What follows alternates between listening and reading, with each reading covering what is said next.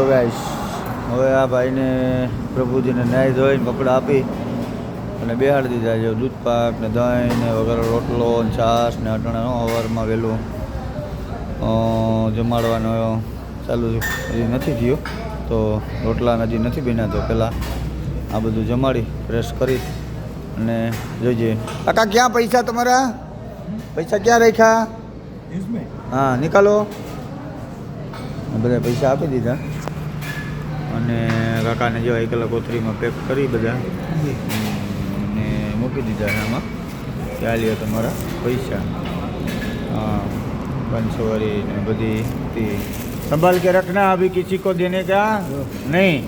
भूख लगे तो खाने के लिए आ जाना इधर. हाँ चलो बंद करो इसको, फिर खा लो आराम से. हो जितना खाओ खा लो. હવે કાકાને ખવડાવી દીધું અને જમવા બેસી ગયા હે. તો ઓકે ગાઈસ, આવી સેવા ભગવાન આપણે આપે એટલી કરશું. આપણે કોઈનું કંઈ લાઈક નથી જોતું, નથી કોમેન્ટ જોતું, નથી કોઈને શેર કરવાનું કીધું. બસ આ તો એક એવી વાત છે કે આજે હું કરું હોય હું જો બધા કરે તો આ દુનિયામાં કોઈ દુઃખી ન રહી અને ઘણા બધા સુખી જીવ થાય છે. આપણી હોટલ ઓરિજિનની સામે નિર્ભય હોટલ પોરબંદરવાળા, અને કુદરતી ગાઈસ બહુ જ જગ્યા સારી છે અને મજા આવે એવી છે. એટલે હરેક ગાડીવાળા આવે છે અને અમે જે થાય સેવા કરીએ છીએ.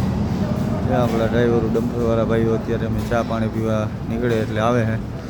પછી બપોરનો ટાઈમ જમવાનો થાય એટલે આવે છે. બસ જ્યાં હોટલ આપણે હલાવીએ. હા કાઉન્ટર છે નિર્ભય હોટલ પોરબંદરવાળા. લીંબડીથી અમદાવાદ બાજુ જવામાં બગોદરા બાજુ 22 કિલોમીટર પછી આવે લીંબડીથી, અને બગોદરાથી આવવામાં 19 કિલોમીટર. આપણી હોટલ બેયના વચમાં સેન્ટર એવું છે. આમે ઓરિજિન હોટલ છે. બસ એની સામે આજે મારું કહેવાનો અર્થ એ છે કે મારે નથી કોઈની લાઈક જોતી, નથી કોઈની કમેન્ટ જોતો, નથી કોઈની. અરે યાર માગી માગીને હું માગશું? ઉપરવાળા પાસે માગો ને, બધા પાસે માગીએ. આપણે શું માગી લેવું? પણ મારું કહેવાનો અર્થ એક જ છે. હું આ વિડીયો બનાવવાનો બીજો મારો અર્થ નથી, પણ એક અર્થ એવો છે કે આ જગતના અંદર જો કદાચની મારો વિચાર છે થોડોક નાનકડો, બહુ તો આપણે મોટા વિચાર નથી કરી શકતા, નાનકડો એવો વિચાર છે. મારી અહીંથી કોઈ નીકળ્યો પ્રભુજી રોડ ઉપરથી, મારું ધ્યાન પડી ગયું અથવા કોઈ મારા સ્ટાફનું ધ્યાન પડી ગયું, તો એને લઈ આવીએ, નવરાવીએ. કપડાં મારી પાસે હોય કોઈ એવા એને પહેરાવી દઈએ, સારા ફ્રેશ કરીને પાછા જમાડી દઈએ, અને પછી પાછા એના રસ્તે જવા દઈએ. બરાબર? આપણી પાસે કોઈ રાખવાની એવી સગવડી નથી ને આપણે કોઈ રાખી શકીએ એમ નથી અત્યારે. પણ એ આવે ને કદાચ રોકાય, કોઈ પ્રભુજી 2 દી રોકાય ને 3 દી રોકાય, તો એ એની રીતે આ ગ્રાઉન્ડમાં ફરતા હોય, હરતા હોય, નાહી લે, ખાઈ લે. એને એમ થાય કે હવે મારે જવું, તો કે હવે મને જવા દો, તો જવા દેવાનું હોય.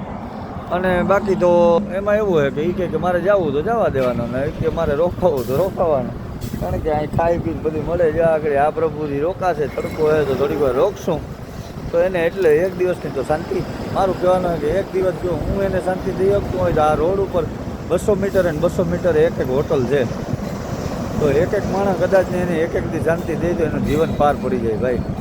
એટલે મારું કહેવાનો મતલબ એવો કે હર જગ્યાએ કોઈ માણસ ભગવાન નથી આવતો. આપણે થોડી થોડી ભગવાને શક્તિ દીધી એ પ્રમાણે આપણે મદદ કરવાની.